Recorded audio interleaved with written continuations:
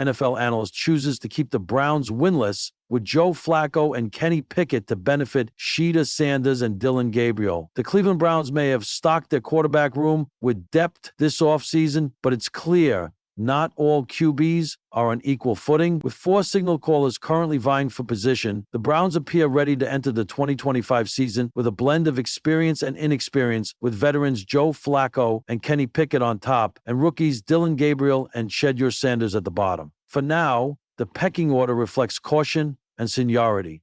But there's growing unrest outside the building from analysts who want the franchise to embrace a different approach. One of the loudest voices pushing for change is NFL analyst Warren Sharp, who didn't mince words about his hopes for the Browns' upcoming season. What I hope will happen is that Joe Flacco and Kenny Pickett will not win any games for the Cleveland Browns. That's my hope, Sharp said. I want to see the younger kids produce. We know Flacco's not going to be a franchise QB, and he's old. We know Pickett is not a franchise QB. I want to see what Shedeur Sanders has. I want to see what Dillon Gabriel has. I want to see what these guys have. And if they lose games, guess what? They aren't the guy. And you are going to get good draft pick next year. The Browns' future under center may come down to how much they're willing to risk in 2025. While some believe in the developmental plan head coach Kevin Stefanski promised, the reality on the ground has been far more rigid. Flacco and Pickett have commanded most of the first-team reps. Gabriel has carved out a small role behind them. Meanwhile, Shedeur Sanders, once a projected first-round pick, now finds himself on the fringe, buried at QB4, with little indication of advancement. That contradicts what Stefanski promised at the start of camp, and has fueled speculation that Sanders could even be a cut candidate. Some fans and insiders believe the only way to give the rookies a fair shake is if the veterans faltered, and soon. Flacco did bring stability in 2024, stepping in late to guide Cleveland to an 11-6 finish in a postseason berth, but he only started 5 games, and expecting the 39-year-old to replicate that magic over a full 17-game season may be optimistic at best. He hasn't played a full season since 2017 and still shows the same risky tendencies, including a penchant for interceptions. Pickett, meanwhile, has struggled to establish himself. After 2 inconsistent seasons with the Pittsburgh Steelers, he lost his starting role to Mason Rudolph and later served as a backup in Philadelphia. While he offers youth and mobility, his play has yet to inspire confidence. As Sharp noted, we know Pickett is not a franchise QB. This leaves Cleveland in an awkward but familiar position. Despite recent improvements under Stefanski, the Browns have finished with a losing record in 3 of his 5 years. Their struggles at quarterback have persisted regardless of who's under center. But the potential reward for giving Sanders or Gabriel a real opportunity could be significant. If either rookie flashes promise, the Browns might already have their QB of the future in the building. In a stunning twist that's raising eyebrows across the football world, one prominent NFL analyst has stirred controversy by suggesting that the Cleveland Browns should intentionally remain winless for the remainder of the season, despite having veteran quarterback Joe Flacco and former first-rounder Kenny Pickett on the roster. At first glance, the strategy seems absurd.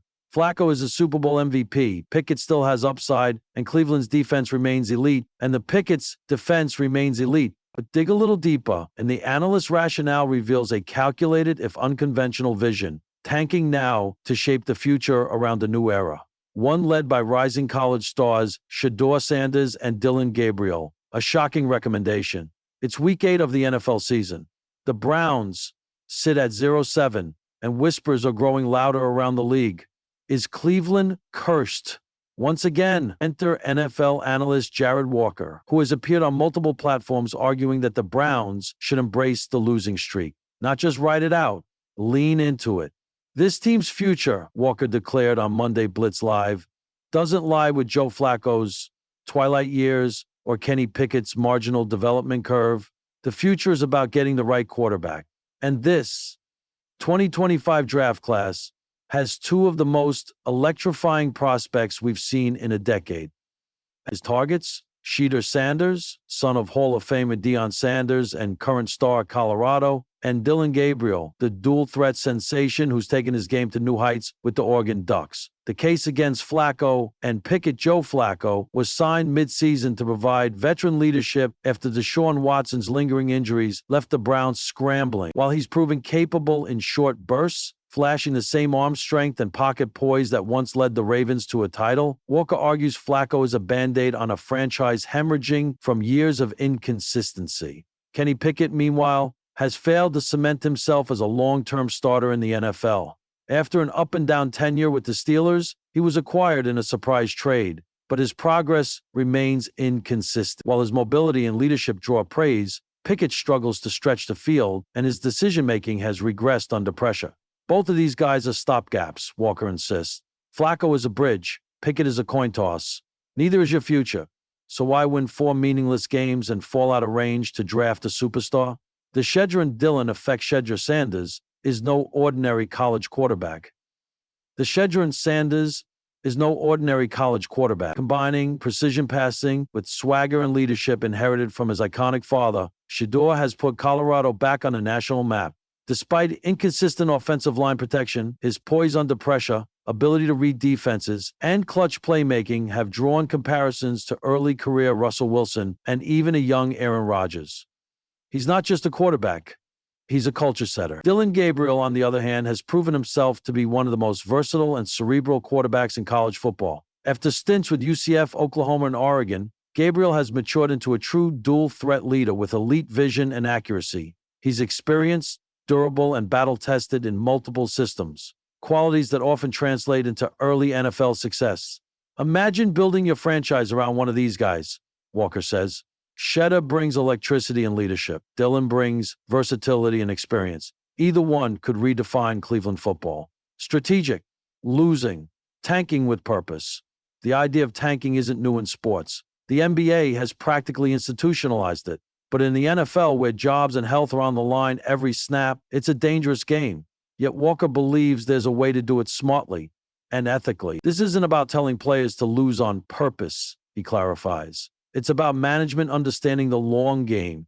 Don't make desperation trades to chase wins. Don't start Flacco for optics. Play your young guys. Test your rookies. Let the losses happen organically while evaluating talent. It's a cold strategy, and one sure to frustrate passionate Browns fans who've endured decades of heartbreak. But the reward? A top 2 draft pick and a potential face of the franchise quarterback. The ripple effect on the league, Walker's suggestion, has ripple effects beyond Cleveland. A winless Browns team entering the draft with a clear quarterback need puts pressure on other bottom-tier teams.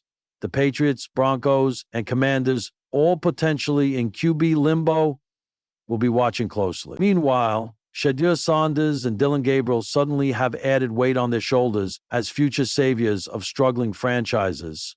There's also the question of what happens to Kenny Pickett. Does he become trade bait for a team like the Falcons or Raiders? Or does he slide into a backup role behind a rookie phenom?